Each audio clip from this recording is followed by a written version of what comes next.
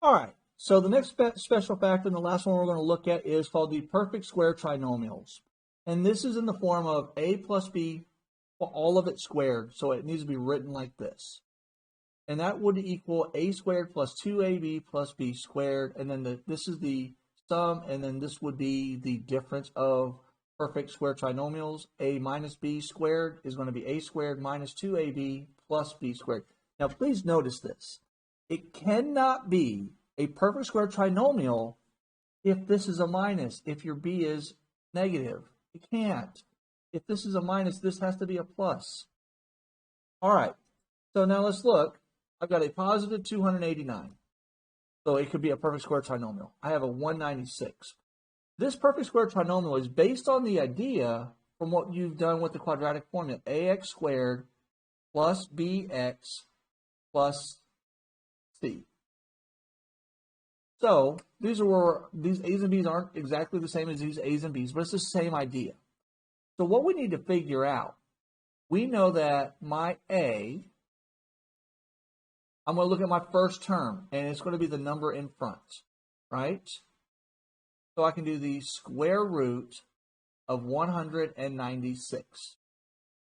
Well, the square root of 196 is 14. So far, so good. I have an a as 14. So I'm going to just skip over to my c, because I'm looking for this right here. So that's going to be my c, is going to be the square root of 289.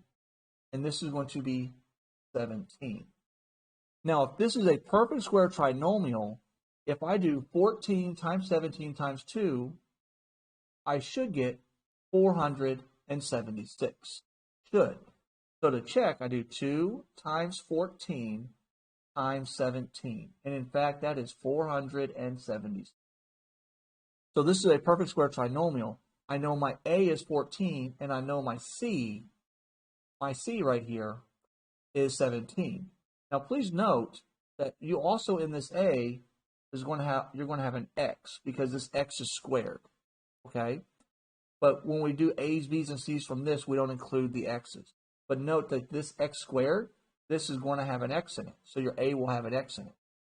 So when I go to factor this, all it factors to is my a, which is 14x, because I have to include this x, minus, because I have a minus right here, minus this number, my 17.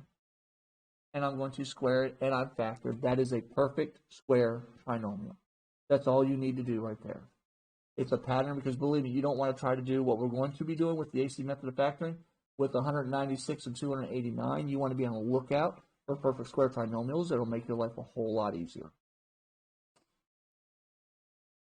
Hi, I'm Mr. Buzzard, and these videos are supplemental instruction for my students. If you found the video enjoyable, make sure you click the like button and click subscribe, as well as the bell for notifications to receive future videos on high school mathematics.